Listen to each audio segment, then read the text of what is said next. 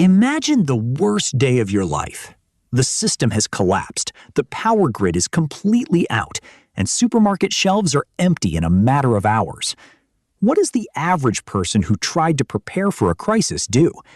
They run to their basement, open a huge plastic container of expensive freeze-dried food they spent a fortune on, and think they're now completely safe. But this is the biggest and most fatal mistake. Large survival companies are making millions of dollars selling panicked people huge buckets of food with a 25-year shelf life. They assure you that these brightly colored boxes will save you from any disaster. But they're counting on you never using logic or understanding a simple tactical trap. In a truly severe crisis, those precious calories can very quickly turn into your personal tombstone. Let's face it. To make a batch of freeze-dried soup or porridge, you need two things: plenty of clean, boiled water and a heat source. If you have no electricity and your running water is out, your expensive buckets of food turn into a pile of useless, dry powder. You won't be able to eat them dry. And today, I'll tell you about 7 cheap things that cost pennies right now but will save your life more than any food. The first and most important item on our list is a common swimming pool disinfectant powder, known in America as pool shock. Yes, you heard that right. A bottle of clean drinking water will be more valuable than gold in the first days of a disaster. People will fight over it.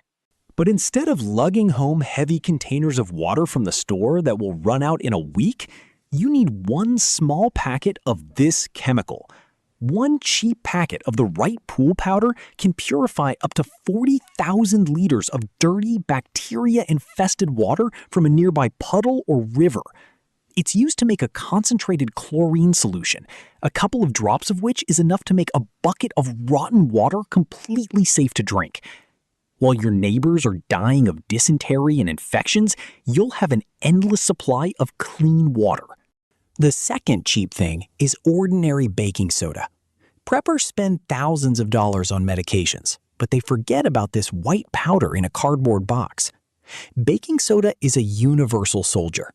Not only does it replace a ton of cleaning products when your sewer system stops working, but it also instantly relieves heartburn from bad food, helps treat skin infections, and cleans teeth. Without hygiene during a crisis, a person will burn out in a matter of weeks. The third item you should have in your closet, by the dozens of stacks, is simple garbage bags of the largest capacity and strongest strength. When the sewer system in your house turns off and the toilets stop flushing, your comfortable cottage will turn into a stinking hell within 3 days. If you don't want to wallow in your own waste and catch cholera, you'll have to set up a dry toilet, and strong bags will save your home from an epidemic. The fourth item is ordinary rock salt in bags. Not expensive pink or iodized salt, but the simplest, coarse salt. Why is it more important than freeze-dried food? Because salt is the world's oldest preservative. If you're lucky enough to get fresh meat or catch fish, without refrigeration, it will rot within 24 hours. Salt will allow you to preserve hundreds of kilograms of food without a drop of electricity. It will also be the best currency for barter. The fifth penny asset that should be sitting in your closet by the hundreds is ordinary sewing needles and strong nylon thread. In the first weeks of an Shtf, no one will think about this, but when people's clothes start to rip, their shoes fall apart, and their backpacks burst at the seams from heavy physical labor, the needle will become an invaluable tool.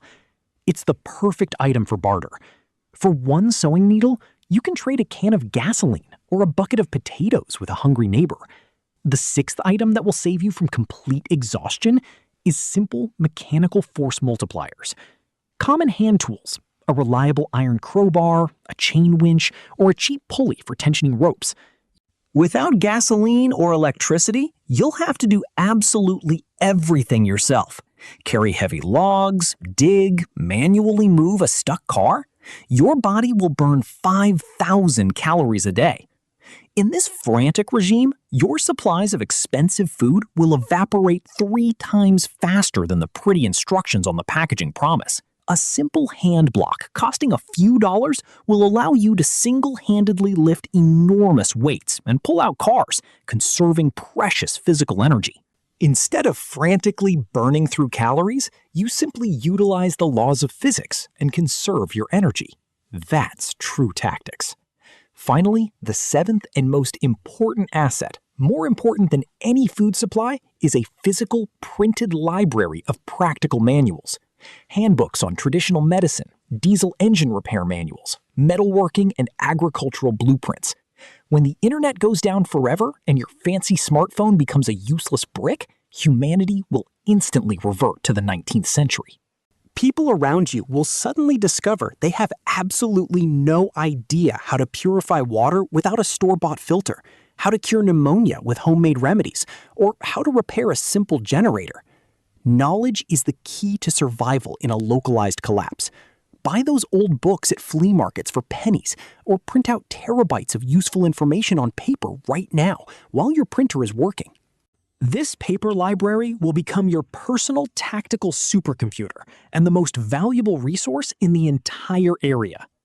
Whoever holds blueprints, schematics, and knowledge automatically controls local reality. Buying a bucket of advertised freeze-dried food online is the easiest, laziest, and therefore most dangerous path. The system wants you to follow this path, remaining fragile, dependent, and unprepared. Change your survival strategy today. Stock up on dry powder for clean water, salt for preserving meat, items for barter, and paper knowledge. But remember, creating an autonomous warehouse is just the first step. What will you do when the official security forces declare martial law and come to confiscate everything you've so carefully accumulated in your basement? In the next video, I'll reveal the secret protocol for confiscation in emergency situations.